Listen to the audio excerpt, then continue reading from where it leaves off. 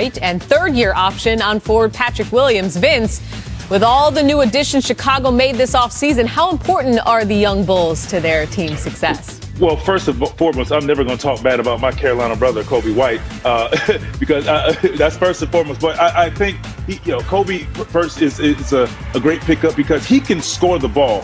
I know he was up and down and just had it tough. But with all the attention on DeRozan, Levine, and Lonzo, here's a guy that can go get his own bucket. He can make plays for others, and he can just flat out score. And then with Patrick Williams, I've been impressed with him because here's a guy who can defend. He can guard the best player, and you can allow Levine and DeRozan to go out there and just do what they need to do. And he can shoot the ball and can play. So I think they're a great pickup to have great young pieces around that can run, jump, defend, and just play fast. Zach, I know you like these Bulls. Carolina Mafia. Yes. Yeah, Carolina Mafia in full effect here. Look, Kobe White's a nice player, but to me, Patrick Williams, and I really like Patrick Williams. I do. Given all the draft picks they missed on, given all the draft picks they just traded for DeMar DeRozan and Nick Vucevic, Patrick Williams is one of the most important young players in the NBA, and I think he's going to be really good. But the Bulls long-term are going to rise or fall. Is he all-star good, like perennial all-star good, or just really good rotation player good? They need him to hit his absolute ceiling, and I'm optimistic. I like what I saw from him as a rookie. He's still one of the youngest players in the NBA. Yeah, and he looked like a man among boys in Summer League this summer. He started all 71 games last season and made all-rookie second team, so I expect him to make a big jump this season. Now, NBA Rank continues this week on ESPN.com, and we now know all the way to number 6. Here's 10 through 6 guys. James Harden, Anthony Davis, Damian Lillard, MVP runner-up Joel Embiid at 7, and the reigning MVP Nikola Jokic at 6. Zach, that means Jokic in this ranking is behind Giannis, LeBron, Steph, Luka, and KD. I didn't say the exact order. You got to wait till tomorrow. But is 6 too low for the MVP? Look, here's the rule. If you're gonna say someone's too low or they got snubbed, you gotta pick who comes out of the group that didn't get snubbed. So for me, if I'm taking those 5 guys, I gotta flip Jokic for Luka because Luka hasn't won a playoff series yet, and that's no fault to him. He almost single-handedly beat the Clippers 2 years in a row. But Nikola Jokic is an MVP. What he's done in the playoffs, he deserves to be in that top 5. And if I have to pick one, if I have to have the heartbreak of dragging one guy down a spot, I gotta pick Luka out of those other 5. I think we looked at the same notes. I agree. I mean, I think, when you compare the guys, like, is he this? Is he that? Does he compare? I think the closest one could flip day to day would be Luka and Jokic, and they both have been playing great. I mean, when you talk about Giannis, when you talk about Steph, LeBron, KD, I mean, it's tough to say you're going to bounce one of those guys out. But there again, if you're 5, if you're 6, he's right there, and he'll always be right there in the top 10 for most of his career. Okay. Like I said, 1 through 5 is coming out tomorrow. Quickly, Zach, who's your number 1?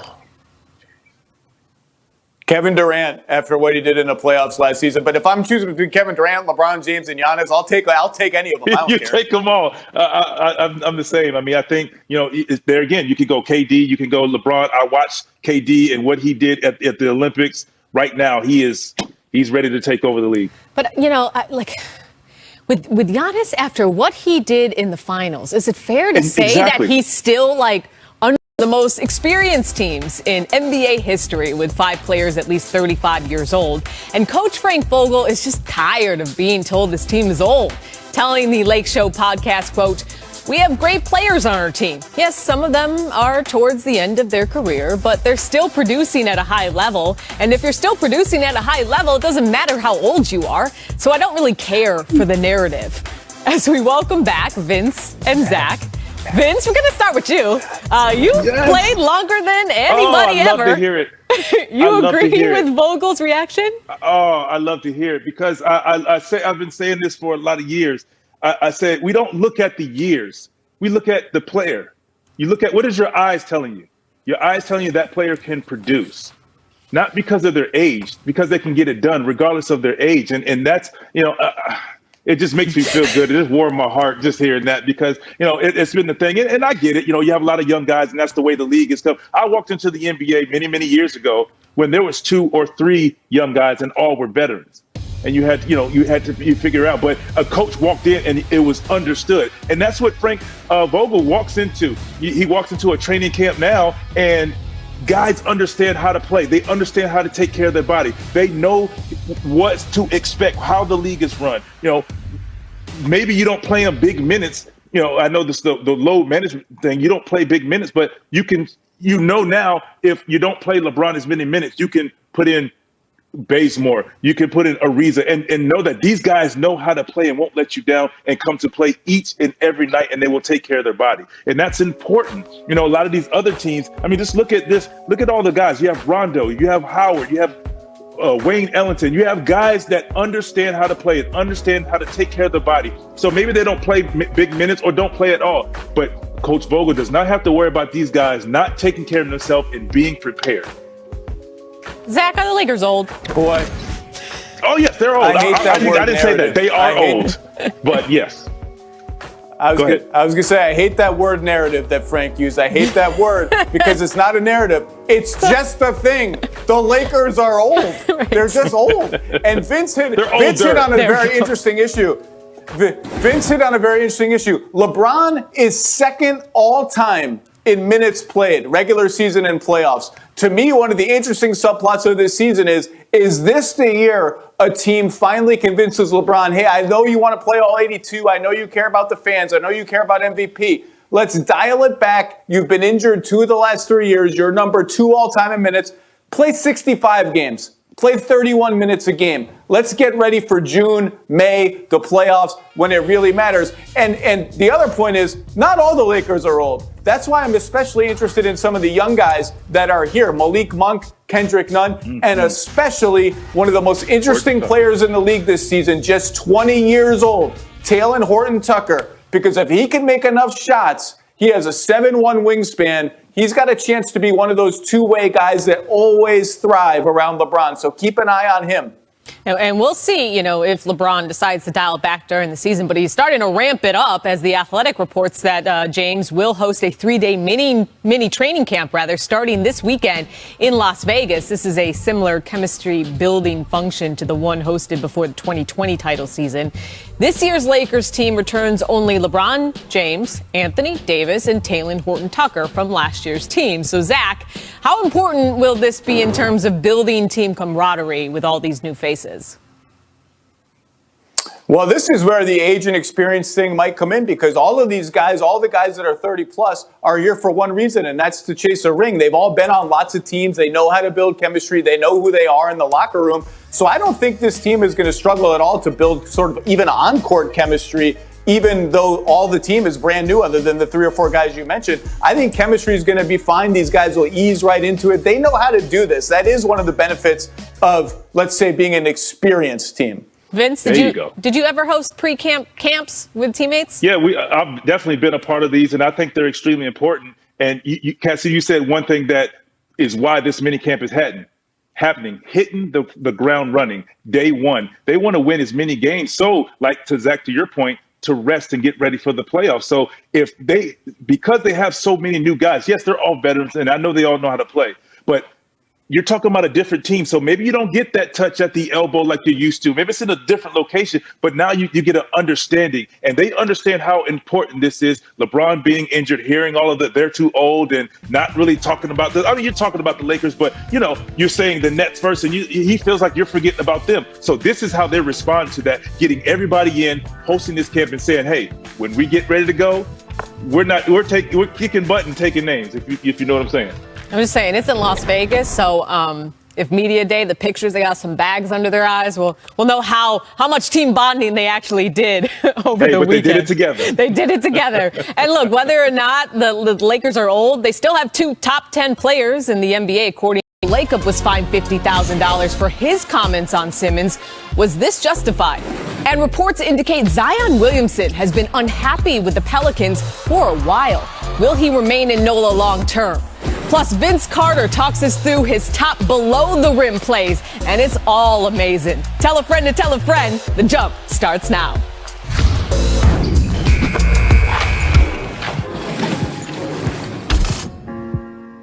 And we'll have 8-time All-Star Vince Carter and our senior writer Zach Lowe on shortly. But first, I'd like to bring in our NBA insider Nick Friedel, who covers the Warriors for us. And Nick, you released a story confirming a San Francisco Chronicle report that Andrew Wiggins is still not vaccinated. And as of August 20th, the city of San Francisco has required proof of vaccination for large indoor events, which means his vaccination status could affect his playing status. So I ask you, how are the Warriors dealing with this internally with training camp next week? Kaz, this has been a headache for the organization throughout the summer, frankly. And talking to people even in the last few weeks, the conversations are ongoing with Wiggins from different members of the organization trying to discuss his hesitancy, trying to get him to take the vaccine. Now, as the Chronicle noted in its initial report, there's still a chance that Wiggins may be given a religious exemption, but the Warriors aren't sure on that right now.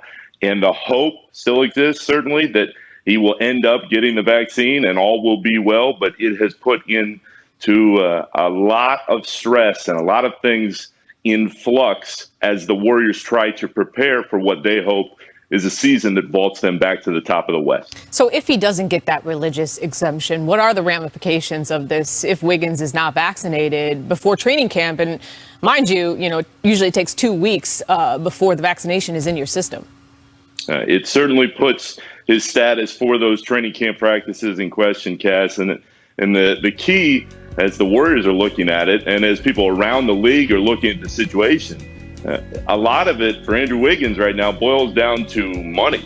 I mean, if he is willing to take the stance that he just does not want to take the vaccine and he doesn't get that exemption, then he's putting in peril couple $100,000 a game and obviously multi-million dollars after that. So again, the Warriors are hopeful that in the end, he will get the vaccine, all will be well going into the season, but nobody knows for sure exactly when that time would come for him. Yeah, and according to that report, he said he wouldn't get the vaccine unless he was forced to, and determine what forced means. So we will see. The front office will continue to deal with that. Meanwhile, Warriors owner Joe Lacob has been fined $50,000 for his comments on Ben Simmons, basically saying that he wouldn't fit their roster. What's been the reaction to this whole ordeal around this team? Kaz, you and I have talked to Joe many times through the years and through the organization. Everybody's kind of going, well, that's Joe. Yeah. He's going to speak his mind.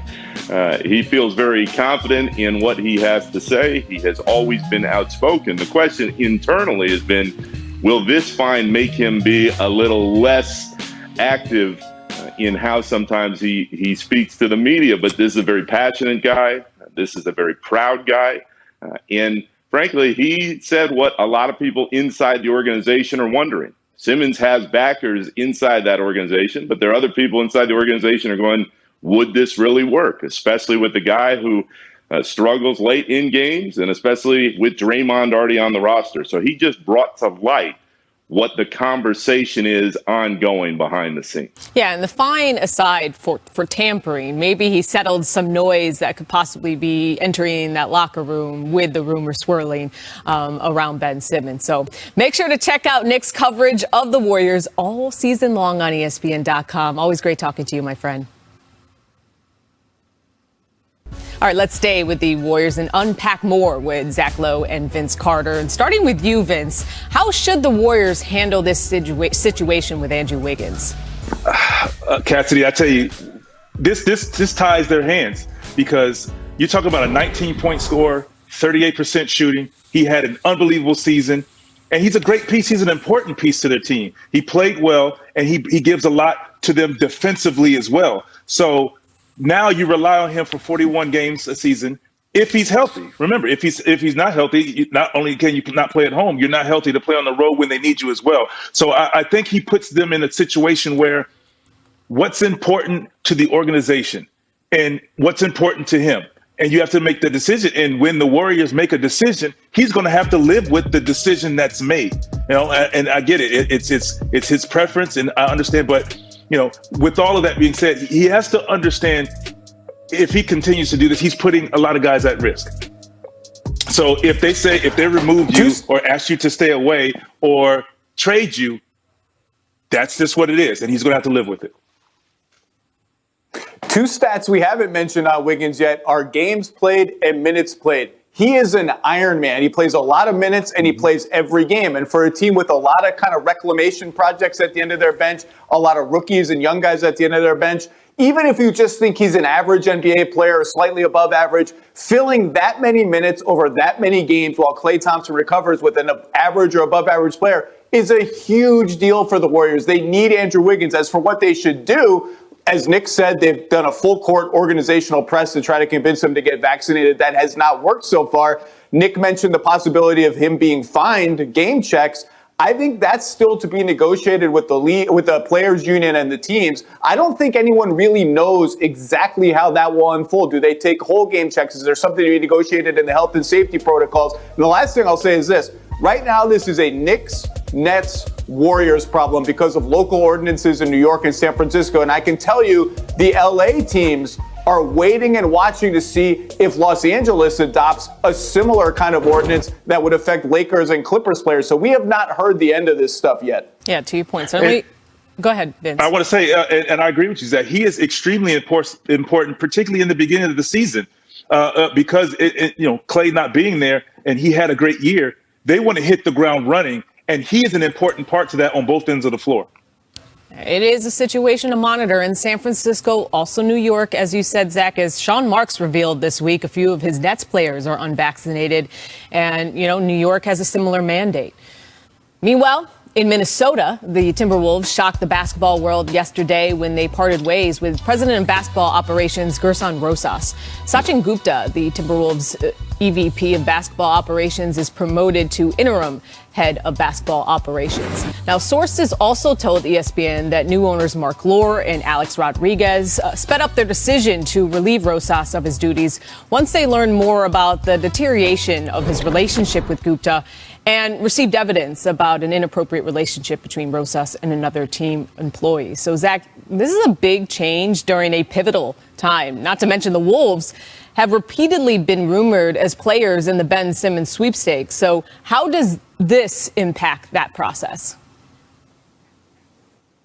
I think it's too early to say because we don't know how long Sachin Gupta is going to have the top job. We don't know who the candidates are going to be. We almost kind of don't know even who owns the team and who's making the decisions. Glenn Taylor still owns the team, but he's made a deal to sell it to Mark Lore and A-Rod. The Wolves could just never, ever do anything normally. And leave Simmons aside for a second. I don't really think it impacts their pursuit or non-pursuit or whatever of Ben Simmons yet. I think this is an organization that, frankly, is just reeling from drama and chaos. And they need to just priority number one isn't what do we do with Ben Simmons? Priority number one needs to be how do we just stabilize our organization? How do we create an environment where, forget the guy who's not here, who's in Philadelphia, that's Ben Simmons. How do we create an environment where Karl Anthony Towns wants to be here, where Anthony Edwards wants to be here? Because this is just over and over and over again with the Timberwolves. They just need to get their internal stuff right before we start talking about trade stuff.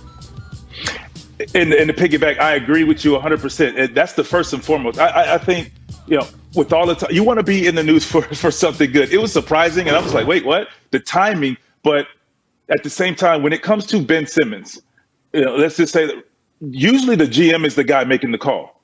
So I can see if that conversation was happening with Gerson. Now it's all of a sudden, now it's kind of like, all right, well, now who's going to kind of, make this happen or work out that deal? But 1,000%, the Timberwolves need to get everything what they can control, and that's internally and making sure their young talent is ready to go and happy. Yeah, and a note to just remember, Zach, Gerson had a relationship, obviously, with Daryl Morey after working with him in Houston. So, not sure if it causes a delay if there are conversations there. But to your point, us seeing Cat tweet out WTF when this news broke. He's your franchise player. You're looking for some stability heading into the season, and maybe they'll find it after these moves. But yesterday certainly was a shock. Moving on, though, to some significant news before we go to break, and that's Tamika Tremaglio, a prominent Washington, D.C. attorney and longtime consultant for the Players Association, has been hired as the new executive director of the NBAPA. Tremaglio will replace Michelle Roberts, the first woman to run a major professional sports league union. And new NBAPA president C.J. McCollum reacted to the news on Twitter, saying, "Welcome to the family." Welcome indeed to Tamika.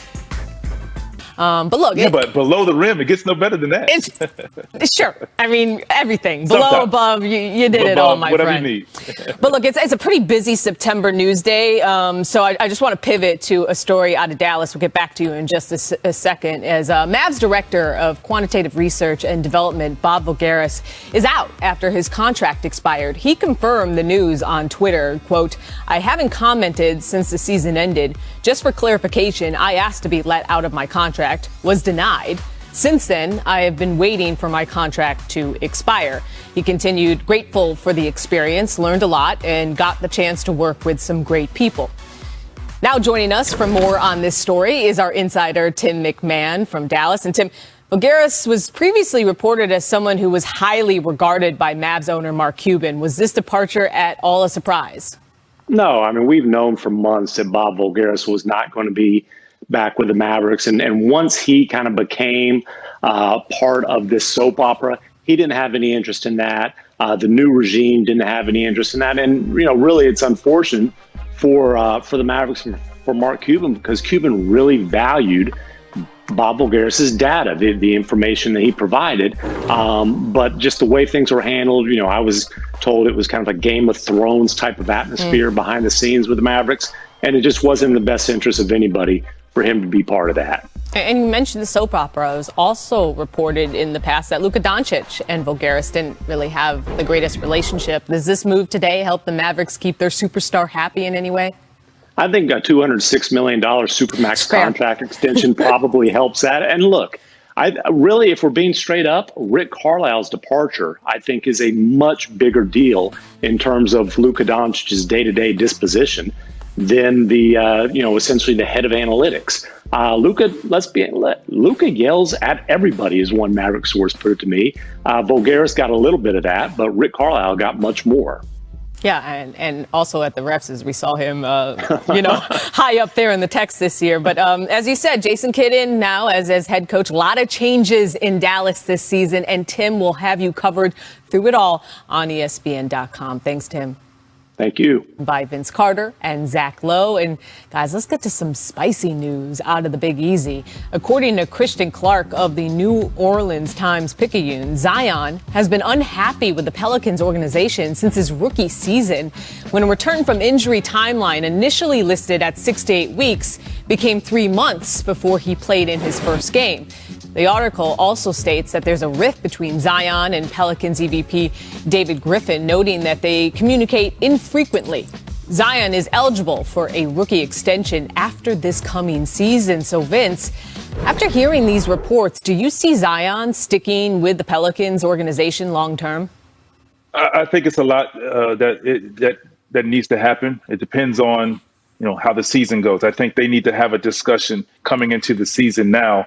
And get it all on the table, and they can go from there, because they don't want a situation like a Ben Simmons to happen where he's not coming back. I refuse to play there anymore, because he's a great piece to the puzzle and to the city of New Orleans. So I think that's first and foremost. And from there, we got to think back. The organization has had their issues with him as far as weight, keeping him healthy. Effort, working on his game and so on and so forth. So it kind of goes both ways in that situation. So I think a seat at the table where they're putting it all on the table, understanding, discussing, likes and dislikes, then you can kind of move on from there, because the city is behind him and this team. And to walk away from that, he should think about it. So I think a conversation needs to happen. Zach? Oh, I don't think we have. Between the team. There we go.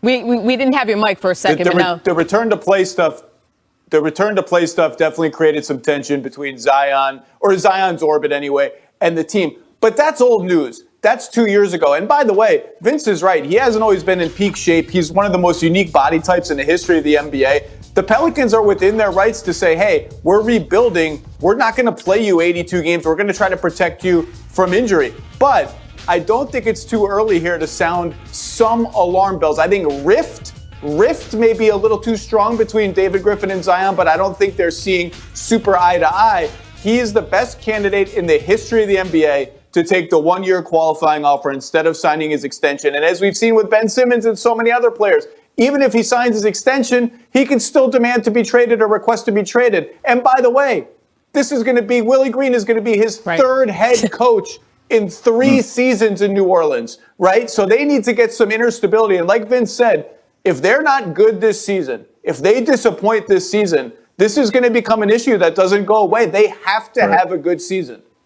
And how do you have a good season? Now, obviously, Zion put up great numbers last year, but there was a lot of confusion. He was pushing to be the point forward. Should he be a point forward? What direction, Vince, should Willie Green go with Zion this season to not only get the best out of him, but to help build this team towards, long-term success?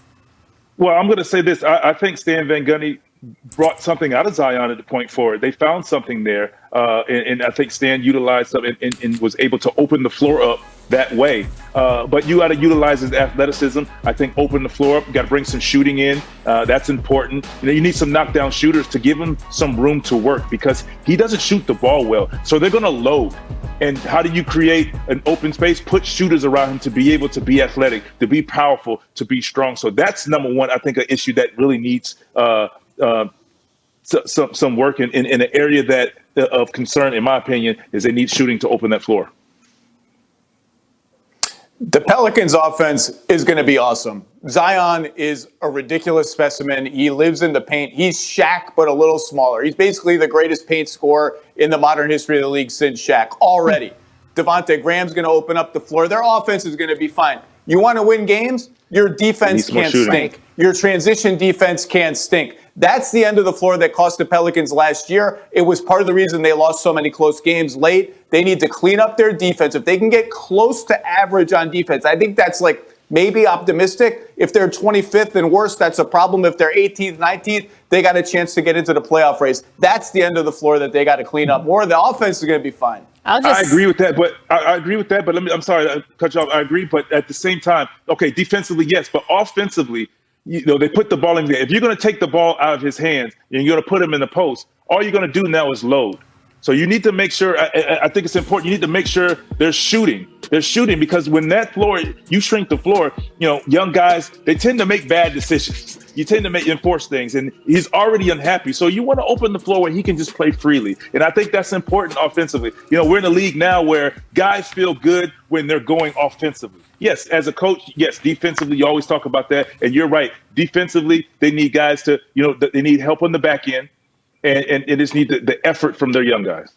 And they got to figure it out in a hurry because after losing Anthony Davis, losing Zion Williamson would be just devastation that I can't even, comprehend at this point for the Pelicans. Speaking of drama, we've been covering the Sixers saga all week, but let's take a Vegas angle on the situation. The win total comes courtesy of Caesars Sportsbook. Philly is listed at 50.5 wins for the season right now. With the uncertainty around Ben Simmons, Vince, would you go over or under on that total? With Ben Simmons, I say they can hit that number for sure. I think regardless of the riff in Ben Simmons and Joel not getting along or whatnot, and all of the surrounding. When they play basketball, they're going to play basketball if Ben Simmons is around. If not, I don't think they can make it. Obviously, there's a lot that depends on what they get from Ben Simmons. If he's not there at all and they don't get anything, I think they just missed that number if there's no Ben Simmons. You could quintuple my salary, and I'm not betting anything over under on this team until we know what the heck is going to happen with Ben Simmons. But if you're asking me what I would do if I were a betting man, I would hit the under here because I just don't know. Is he going to play? Is he not going to play? What are they going to trade him for? Are they going to trade him for rebuilding assets that don't necessarily help the team now, but that they might flip for another star player later? I don't know. I do know that Joel Embiid, the other tentpole star player, typically is going to miss 15, 20 games at a minimum for injury, rest, maintenance, whatever. And I'm not optimistic about those other 20 games if Ben Simmons isn't there. So 50.5, that's a high line in an Eastern Conference that is beefed up from top to bottom, so I'm taking the under. Wait, just quickly, Zach, I listened to the Low Post, a great podcast you had with Bobby Marks recently. You talked about how you had the Celtics in that 3 spot in the East. Where do you have the Sixers finishing in the East? A big fat, who the heck knows? I'm not penning in Boston third. I think Boston has a much better shot. I think Boston has a much better shot for third than people are giving them credit for. Miami's there, Atlanta's there. It wouldn't surprise me if Philly finished 5th or 6th. I mean, we just don't know. The East, all those teams I just mentioned are vying for that 3rd spot, which means someone's getting 6th, which means someone that we don't expect to be at risk for the play-in tournament is going to be at risk for the play-in tournament. It could be Philadelphia. Oh, man. And the question of whether or not this team can get off to a good start amid the chaos will factor into the saga as well. So that's happening on the East Coast.